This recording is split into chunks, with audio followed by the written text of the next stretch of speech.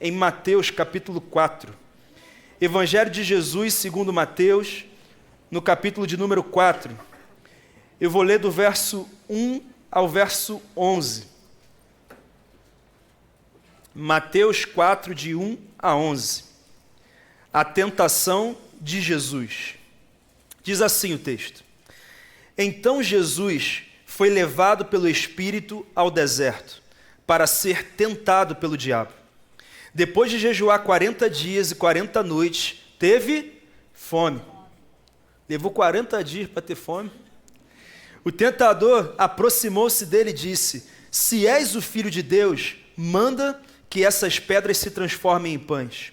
Jesus respondeu: Está escrito, nem só de pão viverá o homem, mas de toda a palavra que procede da boca de Deus.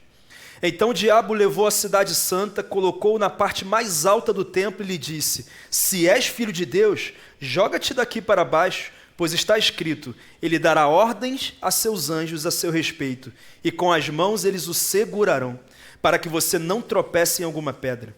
Jesus lhe respondeu: Também está escrito, não põe à prova o Senhor, o seu Deus. Verso 8. Depois o diabo o levou a um monte muito alto e mostrou-lhe todos os reinos do mundo e o seu esplendor. E disse-lhe: Tudo isto te darei, se te prostrares e me adorares.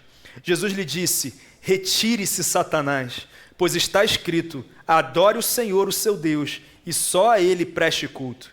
Então o diabo o deixou, e anjos vieram e o serviram.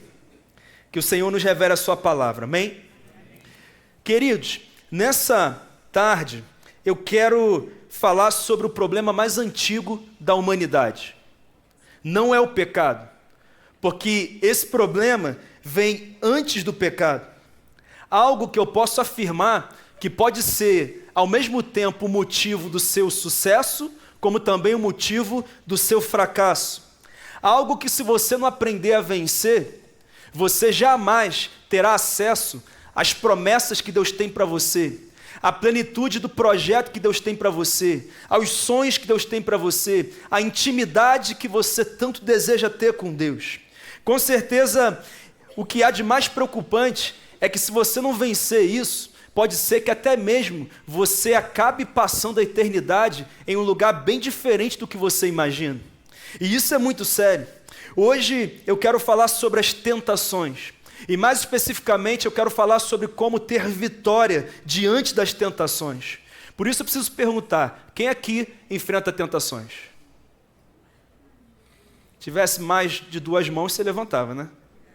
Todos nós. Nós temos vários tipos de tentações.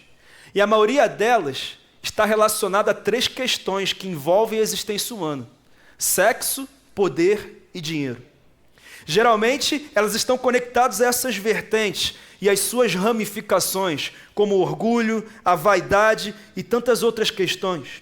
Na verdade, queridos, Deus traz essa direção para essa igreja hoje, porque existem muitas pessoas enfrentando fortes tentações nesse lugar. Tentações pesadas, tentações complexas, tentações desafiadoras. Aqueles que não estão vivendo isso ainda, eu posso afirmar que em pouco tempo talvez comecem a viver, porque as tentações nos rodeiam o tempo inteiro. Mas mais importante do que isso é que o Espírito Santo quer nos ensinar a vencer as tentações, a prevalecer diante delas. Pastor, por que isso é tão importante? Porque o fato de sermos derrotados pelas tentações é o motivo principal pelo qual nós sofremos tanto em certas áreas da nossa vida. É a causa de tantos casamentos destruídos no Brasil e no mundo. É a causa de tanta gente endividada e desesperada. É a causa de muitos que continuam patinando na fé, não conseguem ter um estado de estabilidade na fé, de uma constância em crescer na fé, porque um dia estão bem, outro dia estão mal, por causa da sua forma de lidar com as tentações. Nas últimas semanas, 2 jogadores de futebol muito bem-sucedidos acabaram colhendo fruto de não saberem lidar com as tentações. Estão presos e passarão um tempo ali. Complicado demais. As tentações podem destruir a nossa vida. Quantas pessoas com um ministério poderoso estão no chão por causa das tentações? Quantos relacionamentos estão sofrendo porque as pessoas não conseguem segurar os seus impulsos para falar, para decidir, para reagir, para lidar com tantas situações? Na verdade, eu poderia falar de muitas áreas da nossa vida. Eu não preciso falar apenas do que acontece hoje, porque a Bíblia já nos mostra claramente quantos homens e mulheres de Deus passaram por tentações. Alguns prevaleceram, outros foram derrotados por elas. Nós temos, por exemplo, Davi, um grande rei, um homem segundo o coração de Deus, mas que acabou cometendo um adultério, que foi acompanhado de um homicídio. Nós temos Saul, primeiro rei de Israel, levantado por Deus para liderar o povo de Deus, mas chegou um momento em que ele não aguentou esperar, ter paciência para esperar a chegada de um sacerdote para um sacrifício antes de uma batalha, e por causa disso ele mesmo foi impulsivo, não esperou o momento certo das coisas acontecerem, e como resultado ele perde o trono de Israel. Ele é retirado do trono. Queridos, a questão não é se nós enfrentamos tentações, e sim, se nós temos sido vitoriosos diante dela. Essa é a grande questão. Mas o que são as tentações? São forças ou situações que nos incitam a agir contrariamente aos propósitos, aos princípios e valores estabelecidos por Deus. São forças, situações que trabalham na direção contrária do nosso propósito de vida, da plenitude da nossa vida, contra aquilo que há de melhor na nossa vida. Agora, é importante entender que a tentação não é um pecado. Jesus não pecou, mas foi tentado. Também é importante entender que Deus não nos torna imunes às tentações só porque nós assumimos um compromisso com Ele. O que Ele faz todos os dias para aqueles que permitem é nos capacitar para vencer as tentações. Então, querido, seja você alguém comprometido com Deus ou não, eu preciso dizer que tentações fizeram parte do seu passado, tentações fazem parte do seu presente e tentações farão parte do seu futuro. Isso é uma verdade? Então eu preciso estar preparado para isso. E esse episódio que nós lemos em Mateus 4, que é contado nos evangelhos sinópticos, ele acontece depois de um relato muito especial. No capítulo 3 de Mateus, Jesus se batizou. Quando ele sai das águas, os céus se abrem, o Espírito Santo repousa sobre ele na forma corpórea de uma pomba, e o próprio Pai, o Deus Todo-Poderoso, diz: esse é o meu Filho amado, em quem eu tenho muito prazer, de quem eu me agrado. Imagina um momento incrível, imagine isso acontecendo ali no Rio Jordão, que momento glorioso, algo lindo demais. E logo após esse momento, o texto conta que Jesus foi levado pelo Espírito ao deserto. E ali ele passou por um treinamento intenso de jejum, oração, propósito, de batalha espiritual. E no final desse treinamento, não quer dizer que o diabo só chegou ali naquele momento, mas foi esse momento que foi relatado por Mateus. Ele chega e ele tenta Jesus. Querido, não foi um demôniozinho não, foi o próprio diabo. O inferno mandou o que tinha de melhor. Porque se o inferno prevalecesse, impediria a obra redentora da cruz. Então eles enviaram o que tinha de melhor. Mas Jesus sabia disso. E ele venceu o diabo no deserto. E porque ele teve vitória sobre as tentações, ele cumpriu o propósito para o qual ele foi enviado para essa terra. E ao mesmo tempo ensinou para mim e para você que se nós estivermos nele, nós podemos vencer qualquer tentação. Mas o que nós aprendemos sobre as tentações nesse texto? Primeiro, Deus também nos leva para desertos quentes e solitários. Olha o que diz o verso 1 aqui. Em seguida, Jesus foi levado pelo Espírito ao deserto para ser tentado pelo diabo. O texto diz que foi o diabo que levou Jesus para o deserto? O texto diz que foram os romanos ou os judeus inimigos da cruz que levaram Jesus à força para o deserto? O texto diz o quê? Que o Espírito Santo levou Jesus para o deserto.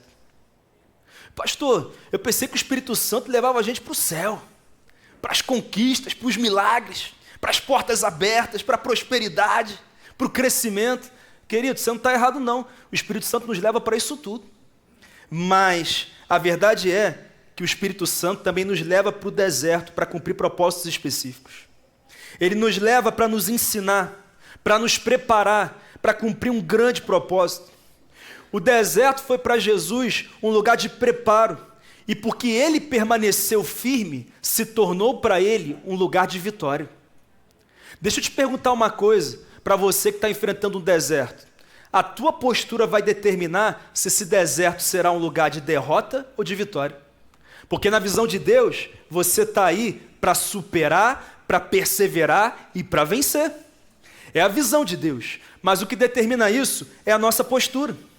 E Jesus teve a postura certa. E querido, talvez você esteja num deserto ou não, mas você será tentado. E é a tua postura que vai definir quando esse deserto termina e como irá terminar. E é interessante que o fato de Jesus ter resistido ali no deserto foi uma comprovação de que ele estava pronto para começar oficialmente o seu ministério de 3 anos nessa terra. Muita gente pergunta assim, como é que Jesus conseguiu em 3 anos cumprir o propósito dele na vida? É simples, Jesus permaneceu firme, perseverou, teve uma visão clara e ele venceu as tentações. Ele não perdeu o foco, ele não se distraiu com as coisas dessa terra, com as perseguições, com as preocupações, com os sonhos, com os projetos. Ele continuou firme até o final e por isso ele teve muito êxito, muito êxito. Eu sei que algumas semanas atrás eu disse que o diabo também abre portas. Você lembra disso? Não é só Deus que abre portas. O diabo também faz isso. Mas hoje eu quero te dizer que Deus também te manda para o deserto. Deus também manda os seus filhos para o deserto. Pastor, por que é tão importante frisar isso? Porque é exatamente aí nesse lugar de escassez, de desafio, que você vai ser treinado, aprimorado, para que um dia esse deserto se torne um manancial. Então a tua postura é que faz toda a diferença. Mas pensa comigo uma coisa, Jesus tinha acabado de se batizar. O Espírito Santo repousa sobre ele. Deus Pai diz, é o meu filho. Esse é o meu filho, olhem para ele. Pensa num momento glorioso. O que você esperaria depois de um momento como esse? Glória, conquista, vitória, crescimento. Era isso que se esperava. Mas sabe o que aconteceu? Jesus foi para o deserto. E existem momentos da nossa vida em que a gente espera glória, conquista, prosperidade. E às vezes o que acontece é que a nossa realidade é de deserto. E sabe o que acontece nesse momento? O diabo aproveita para ver se ele encontra em nós alguma dúvida a respeito do amor, da bondade, da fidelidade de Deus. E se ele encontrar, ele consegue nos amarrar. E quando ele nos amarra, ele começa a nos destruir. Quem é que está me entendendo, gente? Ele aproveita. Alguns desertos são obra de Deus, mas o diabo aproveita para tentar transformar um deserto espiritual numa queda espiritual. E ele anda ao nosso derredor o tempo inteiro. Ele procura uma oportunidade. E é engraçado que a pergunta que ele faz para Jesus não é se Jesus estava com fome. Ele pergunta, vem cá, se você é filho de Deus, então transforma essas pedras em pães. Ele começa a provocar Jesus. Ele coloca em xeque o que aconteceu no Jordão. Ele coloca em xeque quem Jesus era. O pai tinha acabado de falar para ele, ele é meu filho amado, em quem eu tenho prazer. Foi um batismo, o Espírito Santo desceu e ele estava dizendo, eu estou achando que isso foi tudo mentira. Porque não faz sentido você viver isso tudo e agora está no deserto, passando fome. Ele tentou convencer Jesus de que o pai havia esquecido ele. O pai havia deixado ele naquele deserto. Nesse deserto financeiro, nesse deserto no casamento, nesse deserto na relação com o filho, nesse deserto na carreira, nesse deserto nas emoções. Ele provoca Jesus a fazer algo, porque aquele sofrimento não parecia justo para o Filho de Deus. E posso te falar uma coisa? Nós passamos pela mesma coisa o tempo inteiro. Porque quando enfrentamos alguns desafios, a pergunta é, será que Deus se esqueceu? Será que vale mesmo a pena permanecer fiel a Ele? Queridos, o diabo estava questionando a bondade de Deus sobre a vida de Jesus. E ele faz essas perguntas para nós o tempo inteiro. Se Deus é tão bom com você, por que você está passando por isso na sua carreira? Por que você está enfrentando isso no seu casamento? Por que é tanto desafio no teu ministério? Por que parece que as coisas não andam? Por que isso está acontecendo na vida do teu filho, do teu marido, da tua esposa? Você se batizou mesmo? Então por que tem tanta luta na tua vida assim? O que é que está acontecendo? O tempo inteiro o diabo aproveita os desafios que nós passamos para tentar nos fazer esfriar na fé. E nós começamos a deixar de orar, deixamos de ler a Bíblia, daqui a pouco estar domingo na igreja já não é uma prioridade, daqui a pouco na célula é a mesma coisa, e eu começo a andar com pessoas que eu não deveria andar, a cultivar hábitos que eu não deveria cultivar, e o diabo começa a celebrar, porque ele diz, ele não aproveitou o deserto para aprimoramento, o deserto foi para ele um lugar de derrota. E era isso que ele queria fazer com Jesus.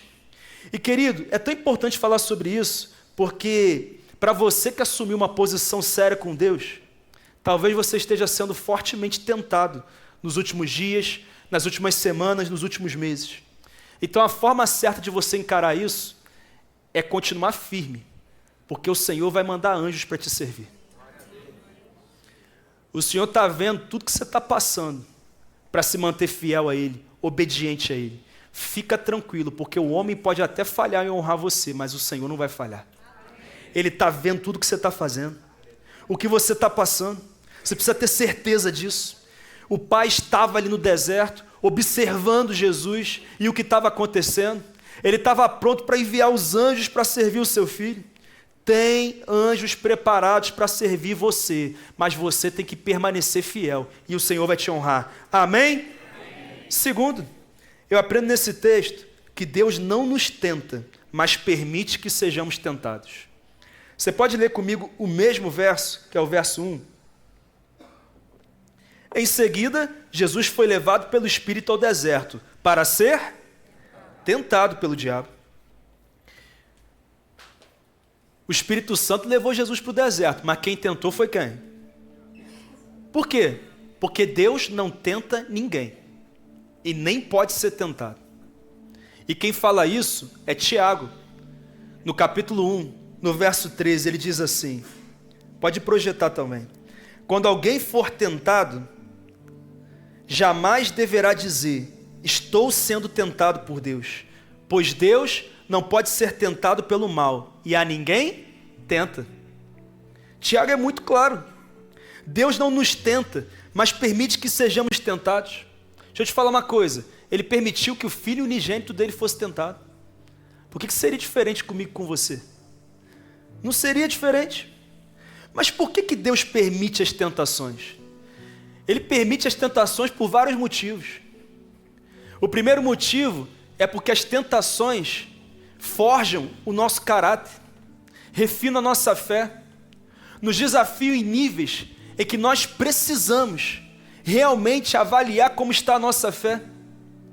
Ele também permite porque, muitas vezes, aquele aprimoramento que eu vivo naquele deserto, naquele desafio, é o que eu preciso para que eu possa estar pronto para próximos níveis da minha vida. No caso de Jesus, aquilo era tão importante, porque se Jesus fosse derrotado pelo diabo ali, o ministério dele nunca aconteceria. A obra redentora da cruz não seria concretizada, e eu e você não estaríamos aqui. Olha o tamanho da importância de resistir à tentação. O que eu quero dizer é que não é diferente com você e comigo. Na verdade, diante das mais fortes tentações, nós temos talvez as maiores oportunidades da nossa vida, porque se nós perseverarmos, estaremos sinalizando para Deus, Deus, eu estou pronto para avançar, eu estou pronto para crescer, o Senhor pode confiar coisas maiores a mim, o Senhor pode me dar mais oportunidades, o Senhor pode derramar mais da tua presença, porque eu não vou desperdiçar o que o Senhor tem colocado sobre a minha vida. Sabe, queridos, são vários motivos. Crescimento espiritual, porque muitas vezes nós realmente achamos que nós nos bastamos. Então Deus manda a oportunidade de nós passarmos alguns desafios, algumas pressões. Por quê? Para que nós entendamos que sem Jesus não dá. Situações que, mesmo com a nossa habilidade toda, a nossa experiência, o nosso currículo, os nossos contatos, nós não temos habilidade para resolver. E nós vamos para um lugar de dependência. E ali nós entendemos que o único lugar seguro que existe nessa terra é no centro da vontade de Deus. É conectado a Ele, é dependendo dEle. As tentações nos levam a aumentar a nossa dependência de Deus. a desenvolver virtudes como a paciência, a perseverança, a humildade. Irmãos, e como nós precisamos de paciência. Nós estamos num período em que não há paciência. Pessoas com 6 meses de casamento estão se separando. 1 ano, 2 anos. Tem gente que já está na 5ª empresa em 4 anos. Tem gente que já está no 4º curso da faculdade em 3 anos. Tem gente que já está na 3ª igreja em 2 anos e meio. E as pessoas não têm paciência para esperar o tempo das coisas acontecerem. Nós somos tentados à impaciência o tempo inteiro. Mas quando nós resistimos às tentações, nós sinalizamos para Deus que estamos prontos para avançar para o cumprimento do propósito dele para nós. Mas tem uma coisa que Deus não permite. Deus não permite que nós sejamos tentados além do que somos capazes de suportar. Porque tem gente que fala assim: ah, pastor, mas aí também foi demais, né? Essa aí não dá para resistir, não. Essa situação, não, essa proposta, pastor, não dá, não. Não, querido. Olha o que Paulo diz em 1 Coríntios 10, 13. 1 Coríntios 10, 13, ele diz assim: não sobreveio a vocês tentação que não fosse comum aos homens. Primeiro que ele diz é que não tem nenhuma tentação que você enfrenta que seja inédita e exclusiva. Toda tentação é comum. Segundo, ele diz: mas Deus é fiel. Ele não permitirá que vocês sejam tentados além do que podem suportar. Antes, quando forem tentados, Ele mesmo providenciará um escape, para que a possam suportar. Ele mesmo. Ou seja, é normal vencermos as tentações. E se isso não tem acontecido na sua vida, é porque algo está desalinhado. Mas hoje o Senhor vai alinhar isso na sua vida, amém? E você prevalecerá sobre as tentações. Inclusive ele diz que ao mesmo tempo que ele permite a tentação, ele providencia um escape. Olha para mim agora. Esse culto é um escape que Deus providenciou para você. Para que você não seja enlaçado pelo diabo, mas para que você vença as tentações. Para que você supere, para que você prevaleça em nome de Jesus. Em nome de Jesus. Mas em terceiro lugar, eu aprendo nesse texto que o diabo nos tenta nas coisas pertinentes e nas nossas maiores fraquezas. Vamos ler do verso 3 em diante. O tentador aproximou-se dele e disse: se és o Filho de Deus, ordena que estas pedras se transformem em pães. Jesus respondeu: está escrito, nem só de pão viverá o homem, mas de toda a palavra que procede da boca de Deus. Então o diabo levou a cidade santa, colocou-o na parte mais alta do templo e lhe disse: se és o Filho de Deus, joga-te daqui para baixo, pois está escrito, ele dará ordem aos anjos dele a seu respeito. Com as mãos eles o segurarão para que você não tropece em alguma pedra. Também está escrito, não põe à prova o Senhor, o seu Deus. Depois o diabo o levou a um monte muito alto e mostrou-lhe todos os reinos do mundo e a glória deles. Ele disse: tudo isto te darei, se prostrado me adorares. Queridos, após 40 dias de jejum, sem comer nada, já cansado, debilitado, faminto, o de Satanás aparece e ele oferece o quê? Comida. Sabe o que ele fez? Ele aproveitou a circunstância. Ele nos tenta em coisas pertinentes. Deixa eu te falar uma coisa, o diabo sabe exatamente o que oferecer a você. Ele sabe exatamente o que já está lá no fundo, que você já deseja. Então ele prepara tudo direitinho, para que eu e você sejamos enlaçados. Ele sabe o que oferecer. Ele aproveita a circunstância, como aproveitou quando Davi, ao invés de estar na guerra, estava no palácio. E ao invés de ficar no palácio orando pela guerra, ele sobe para o terraço para relaxar. E quando ele sobe para o terraço para relaxar, ele olha para o lado e ele vê uma mulher nua se banhando. E aquilo ali desperta o desejo. E ele comete adultério. Ele tentou fazer o mesmo com José na casa de Potifar. A mulher de Potifar manda todo mundo embora. Dá folga para todo mundo. Só não dá folga para José. Quando ele chega lá, ela já o recebe sem roupa. Tentação. Tentação. Ele aproveita a circunstância.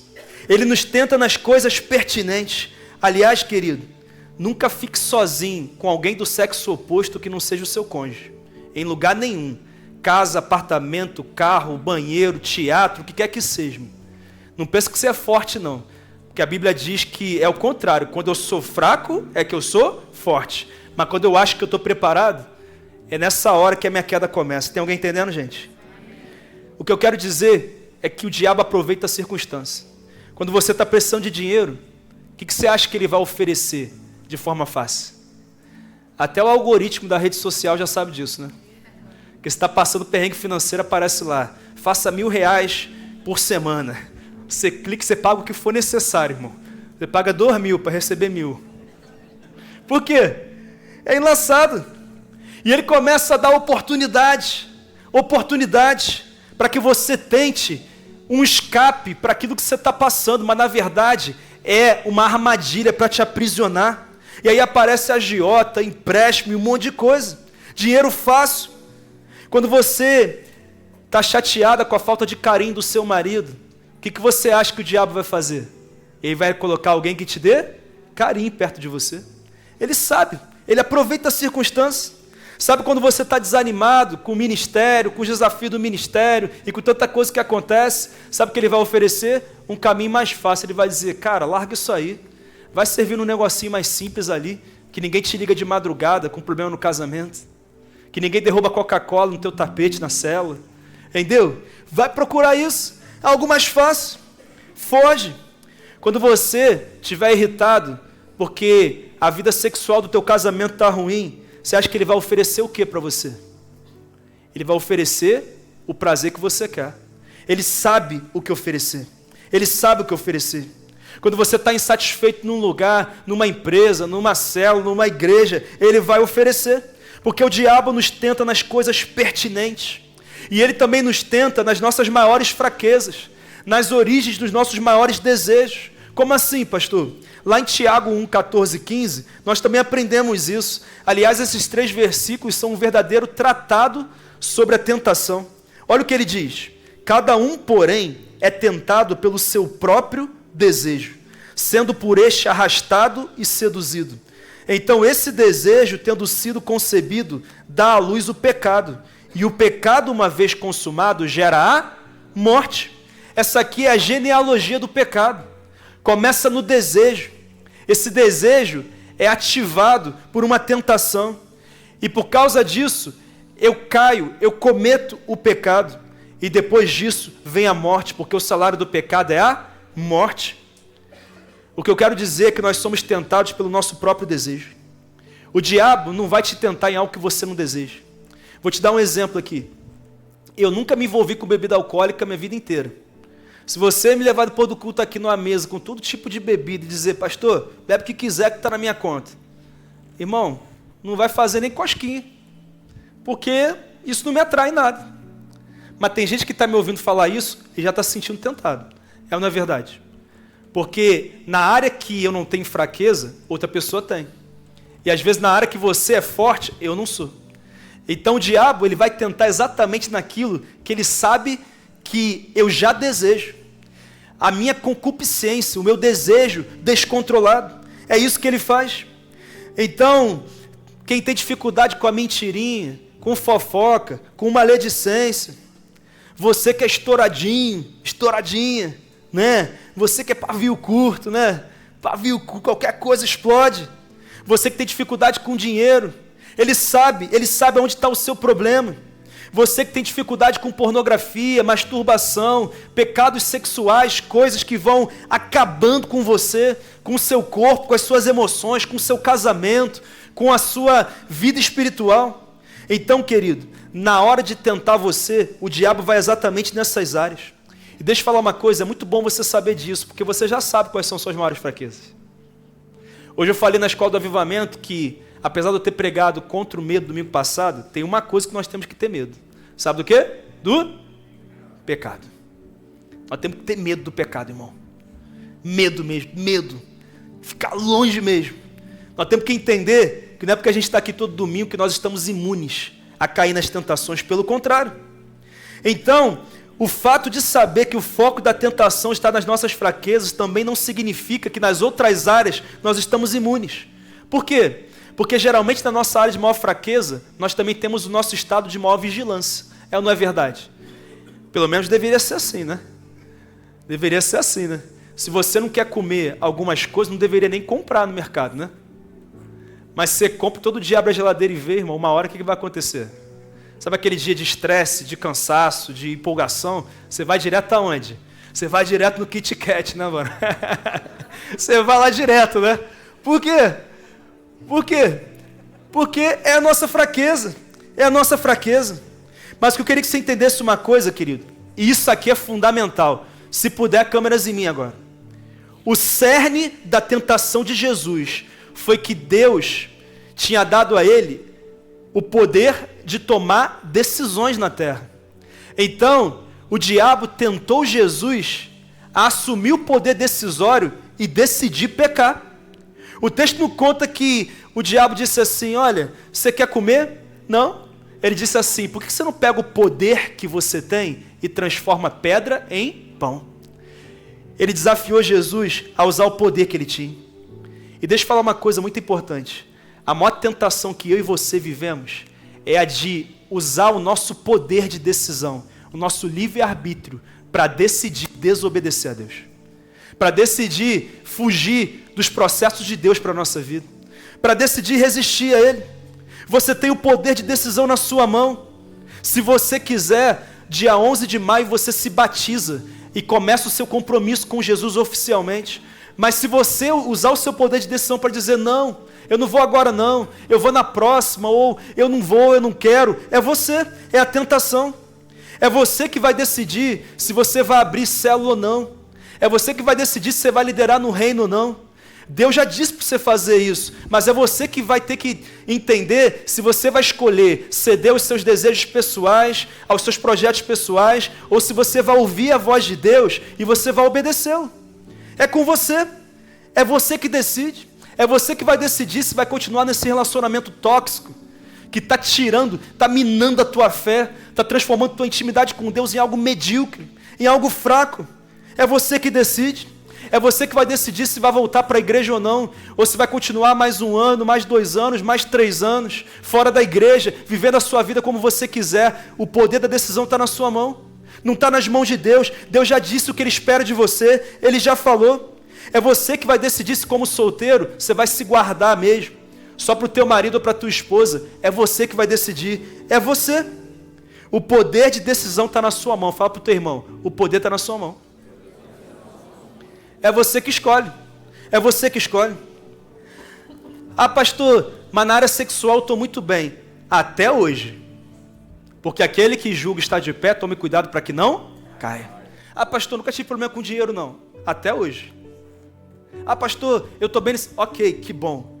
Nós vencemos até hoje. Temos que continuar vencendo segunda, terça, até que Ele venha nos buscar. Amém? É isso que Deus espera de nós. Mas em quarto lugar, eu aprendo nesse texto que em algum momento, o diabo revela quem ele de fato é. Ele não se revela de cara não, tá, irmão? Esse negócio de que o diabo é um ser feio, com roupa preta e vermelha, a cor da roupa, de repente, tem a ver mesmo. Mas o negócio assim, de tridente, não sei o quê, aí já é outra coisa. Aí já é outra coisa. Isso é invenção do homem. Olha o verso 9, o que diz aqui. Ele disse... Tudo isto te darei, se prostrado me... Ué, mas não era só comer um pão? Não era só comer um pãozinho? Não era só ser segurado para os anjos? Mas na verdade, agora o diabo revela a verdade. Eu quero que você me adore. Sabe o que é ceder à tentação? É decidir adorar Satanás. Assim como vencer a tentação é decidir adorar ao único e verdadeiro Deus. Uma hora ele se revela. O pecado não se apresenta feio, destruidor. Ele parece agradável. É cheirosinho, é cheirosinho. É bonitinho, a embalagem é linda demais. Parece que não é nada. Irmãos, era só comer um pãozinho. É pecado comer pão, irmão? Depende. Se for... durante um propósito de jejum em que você disse para Deus que você não ia comer pão, porque você assumiu um compromisso com Deus. É pecado. Se for fora da vontade de Deus, Sexo é pecado?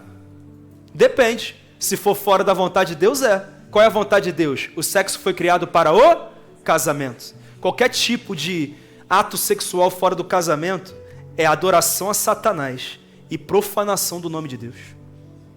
É o que a Bíblia nos ensina. E isso é muito simples de entender quando a gente compara assim com as realidades da nossa vida. Por exemplo, todos os nossos filhos novinhos já querem dirigir, não é? Quer dirigir, chega na frente lá, começa a mexer no volante, não sei o quê. Por que você não deixa ele dirigir? Por quê? Porque ainda não é o tempo. Para dirigir tem que ter quantos anos aqui no Brasil? 18. O que tem que ter depois de 18 anos para dirigir? Carteira. Ele não tem, ela não tem. Então tem coisa que Deus está dizendo não para você agora, mas vai chegar a hora que você vai desfrutar, irmão. E é uma bênção quando você se guarda para o seu casamento. É uma bênção. Se você não se guardou até hoje, se arrependa hoje e fala assim, eu santifico a minha vida. E você vai viver uma bênção no casamento. Cuide da sua vida. Então, nós precisamos entender que é assim que o diabo faz. Ele se revela, ele chega para Jesus. Quer saber, não está dando certo? Então, olha para esses reinos do mundo, eu vou te dar tudo, se prostrado me adorares. É isso que ele faz. Algumas tentações no início não parecem tentações. É o bombonzinho que alguém deixa para você na mesa do trabalho, que não foi tua mulher, né? É o coração que alguém envia por mensagem para você, no WhatsApp, no Instagram, aquele coraçãozinho ali meio estranho, né? É um dinheiro fácil que surge, né? Uma oportunidade assim, muito fácil, né? Muito fácil. No início parece que está tudo bem, é só um dinheirinho extra. Isso é tão sério, irmãos. Até mesmo com algumas pessoas que entram em algumas religiões, que no início parecem maravilhosas. Alguns grupos de relacionamento que no início parece que é uma benção. Outro dia a pessoa falou, pastor, eu não sou membro da igreja, que eu sei que você não concorda com isso, mas assim, parece que eu estou na igreja naquele lugar. Eu falei, irmão, parece, mas não é. E uma hora você vai descobrir. Uma hora você vai descobrir. E eu espero que você não descubra tarde demais. Realmente espero isso. Tem coisa que parece, mas não é. E a gente tem que entender isso. Mas você vai se envolvendo. E quando você percebe, você já está enlaçado, aprisionado. Mas ainda bem que o nosso Deus é o Deus da libertação. E Ele está presente aqui hoje. E hoje é noite de libertação nesse lugar. Em nome de Jesus. Mas eu encerro respondendo, como então vencer as tentações? Em primeiro lugar, cultive um ambiente de fortalecimento espiritual. Querido, sabe por que Jesus venceu o diabo? Porque ele estava preparado. Antes ele se batiza, depois ele é enchido pela plenitude do Espírito Santo, depois o próprio Pai diz, eu me agrado da sua vida, eu me agrado com a tua postura, com a tua conduta. Depois ele se separa de pessoas, fica 40 dias jejuando, orando, buscando plena comunhão com o Pai. Ele estava preparado, irmão. O diabo mandou as forças especiais, ele mesmo. Ele falou, eu vou vencer. E ele chega, só que Jesus estava preparado. Na hora que a tentação veio, ele estava espiritualmente fortalecido, com a palavra na mente, no coração e nos lábios, e ele proclama a palavra. Deixa eu te perguntar, você está preparado para enfrentar as tentações? Você está fortalecido espiritualmente? É uma pergunta que eu faço a você. Muitas pessoas cedem às tentações porque não cultivam um ambiente de fortalecimento espiritual. Não se preparam para enfrentar as situações. Você lembra que eu falei do ecossistema umas semanas atrás? Tem a ver com isso? Como assim, pastor?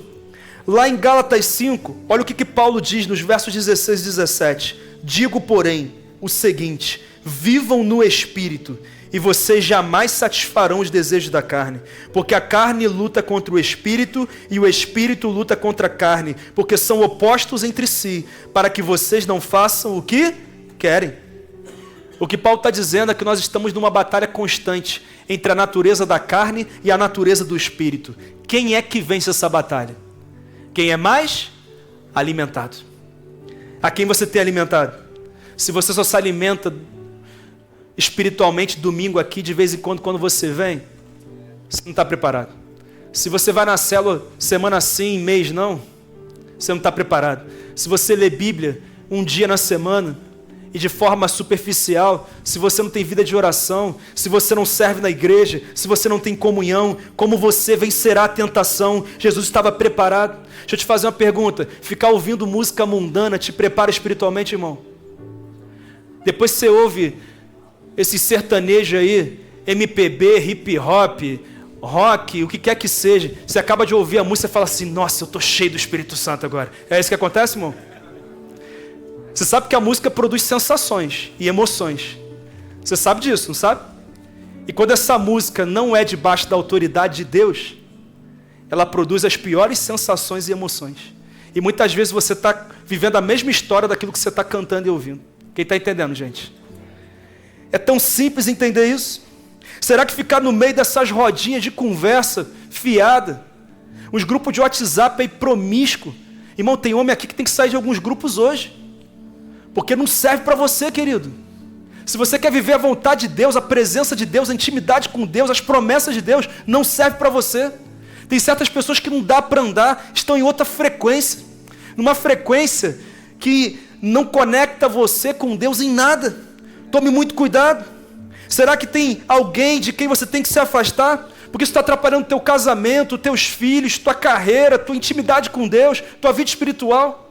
Tem que fazer uma leitura. E essas suas amigas fúteis, irmã, que só fala de bolsa, maquiagem, plástica. E aí? Será que isso te ajuda a ser uma mulher cheia do Espírito Santo? É uma pergunta que eu faço a você. Sabe? E essas amigas aí assim, sensuais demais. Aí você, para ficar nesse grupo, tem que se vestir que nem elas. E aí, como é que fica? É complicado isso, querido. Sabe você assim, que não está no momento financeiro tão bom, aí você fica andando com esse pessoal que sai para comer e gasta R$1.500 toda vez que sai.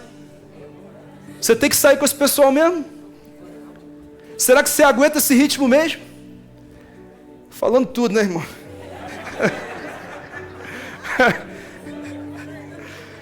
Deixa eu te perguntar. Será que esse negócio de ficar cultuando o corpo, será que isso está certo mesmo? Será que isso está te enchendo de Deus?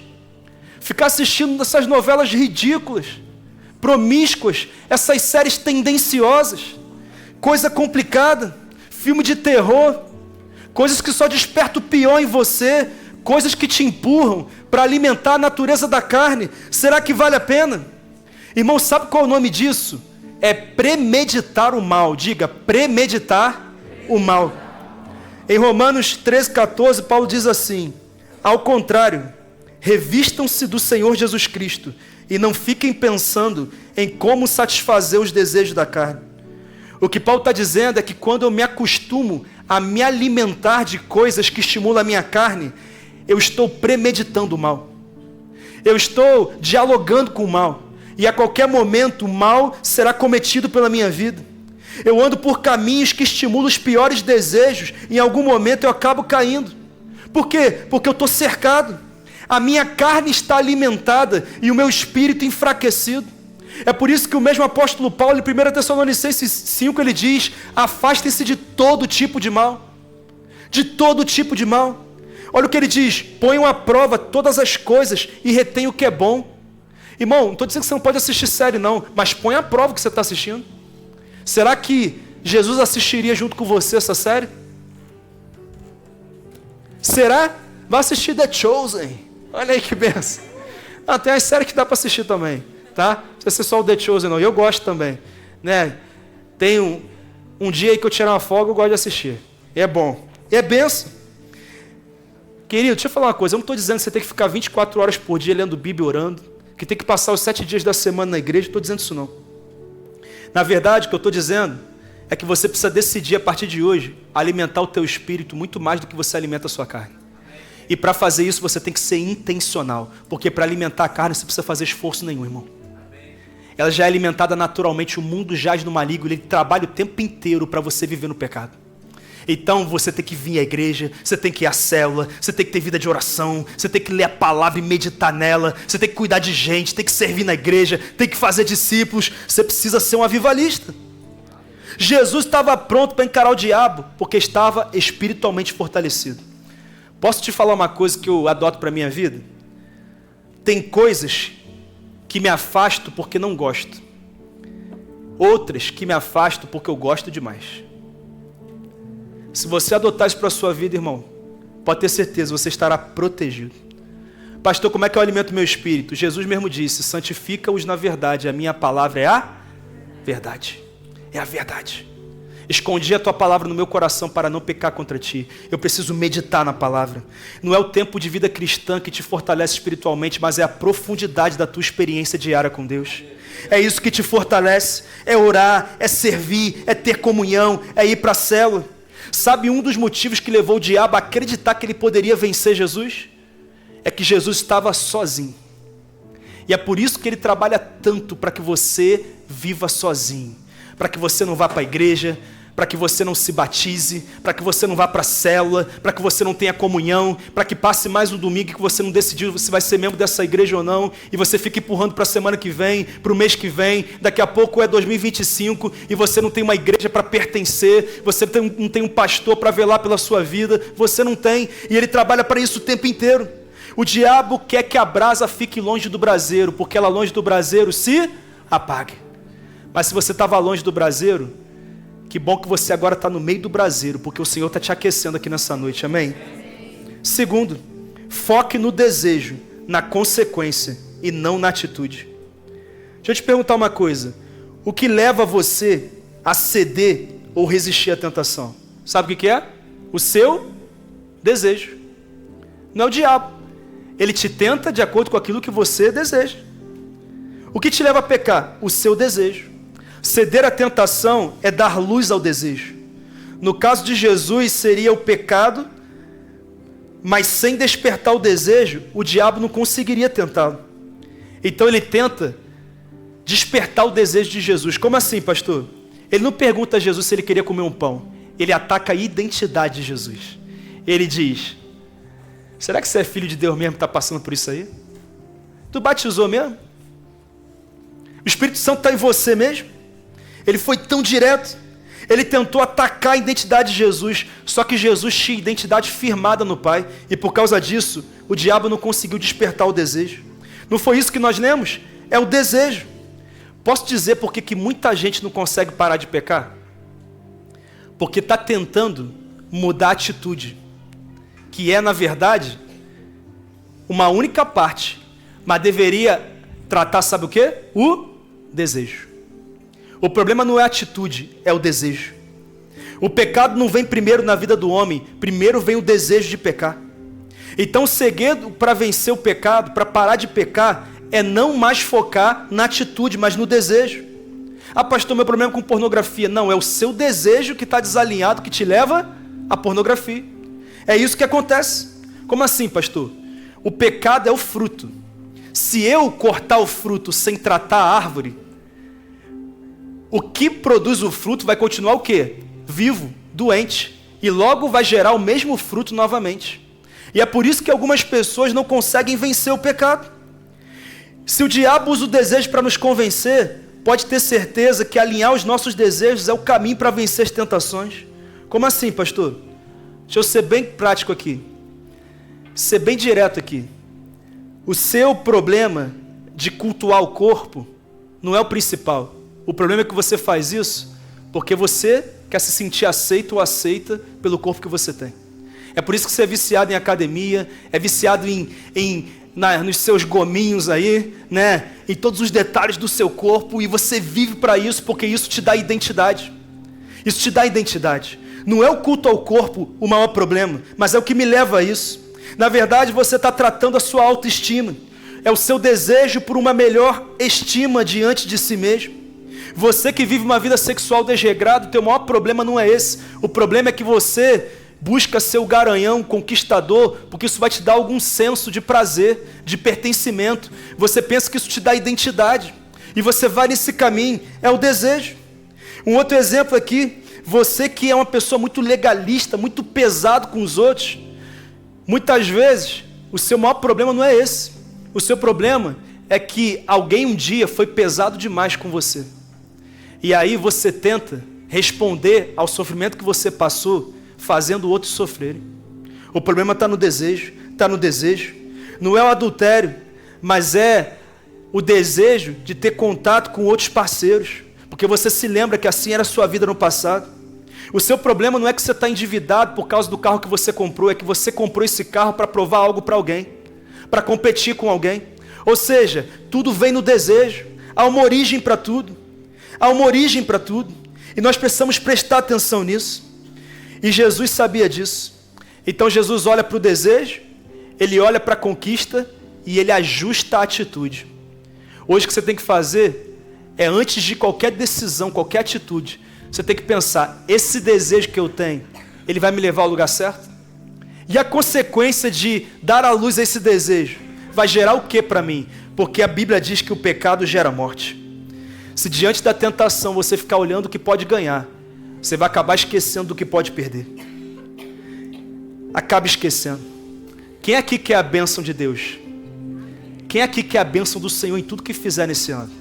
Sabe o que a Bíblia diz em Provérbios 10? A bênção do Senhor é que enriquece e não acrescenta dores.